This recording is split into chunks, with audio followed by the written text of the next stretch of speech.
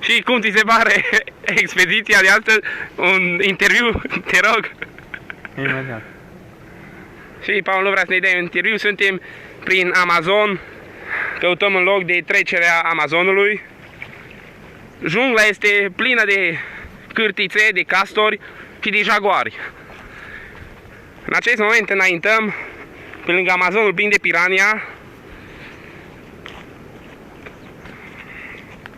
Eu mă aflu în Chiloț, după cum vedeți, sunt un chiloț. Este foarte cald, dar asta este. Mi-au furat nedragii. Uitați aici o prăpastie cu gonjele aruncate de muha. Ia ai. O șopârlă a trecut pe lângă noi, a vrut să ne muște, dar Paul a fost iute și a lovit-o. Aoleu, acum intrăm în necunoscut și nu prea mai putem trece. Paul, îmi bag pula, cum trecem? Paul, ține un pic să-mi iau tricou. Te rog frumos să ții și camera, să vadă toată lumea. Ne aflăm în Amazon.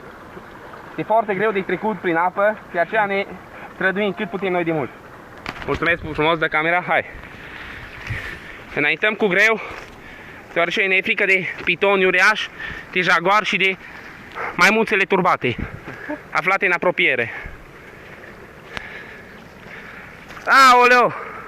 M-a înțăpat o tarantură, dar nu a fost veninosă, noroc. Nu știm pe unde să mergem, numai ghețuri pe jos și ceva mi-atacă chiloță. Avem grijă foarte mult la pitoni care pot sări de oriunde și să ne hațe. Suntem la Tarnița. Suntem la Tarnița, hai! Putem înainta cu greu. Aici vedeți pârâul care curge.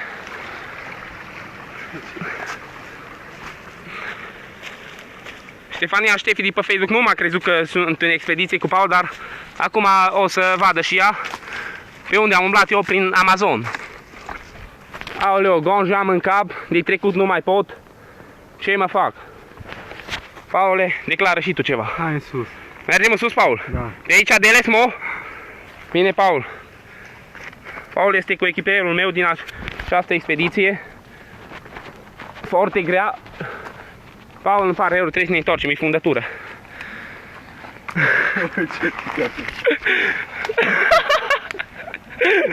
Paul a făcut primul salt. Aoleu, cum am reușit să scăpăm. Ne uităm înapoi pe unde am fost, este în fundătură. Paul, mergem înapoi unde au fost vânătorii de jaguare, o să putem trece cu barca.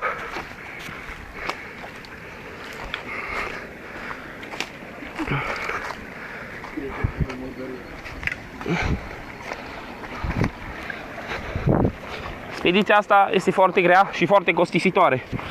Biletul până în Amazon a costat 3500 de euro dus și 4000 întors. Deci vă dați seama cât am cheltuit pentru această nereușită. O să mergem înapoi la baraj, unde sperăm că vom pescui ceva ca să mâncăm. Suntem rigniți. N-am mâncat numai 2 broște în 3 zile.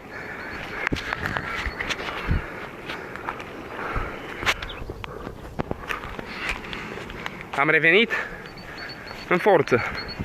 În depărtare se aude curgătura apei și pitonii care sâlsâie.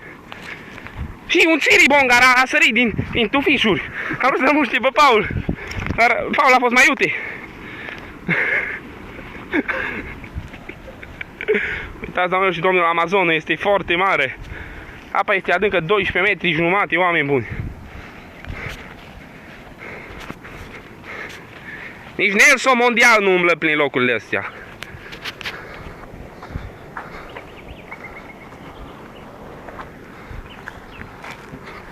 Au! Paul, ne declare acum ceva? Nu. Paul este foarte supărat, este rignit de foame. Este foarte sete, nu vrea să declare nimic. Este nervos pe faptul că n-am reușit să vânăm nimica în această zi. Este foarte cald afară, 45 de grade La umbră.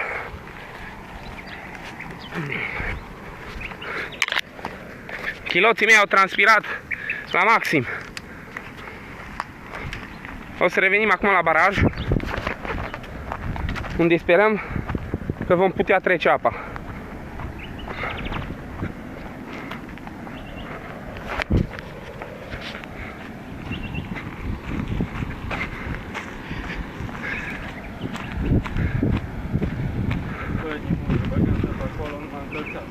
Da, pula, eu nu mă bag încălțat în apă.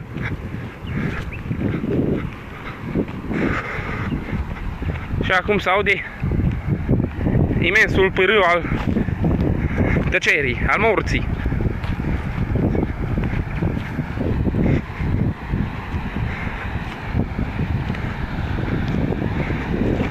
Acum o să vă prezint Amazonul.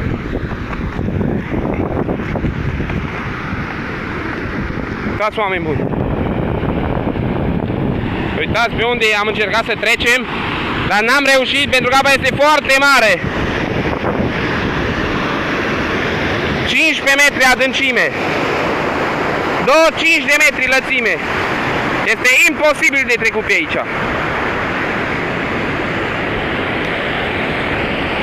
Aoleu, să termină granița. Uitați, oameni, apa este incredibil de mare. Asta este, o să ne întoarcem. Paul, vrei să declar ceva acum pe sfârșit? Paul este foarte supărat că... Stai un pic, Paul, să ieșim din gălăgie, să pot transmite un mesaj prietenilor de pe Facebook. Acum, Paul, poți să dai un mesaj pentru orice prieteni pe Facebook? Poți să te întorci? V-am vandalizat. Ați auzit ce a zis Paul? Nu a vandalizat apa asta. Este incredibil de greu, dar n-am reușit să trecem, din păcate. Acum ne întoarcem la coliba noastră. Ne mai auzim. La revedere!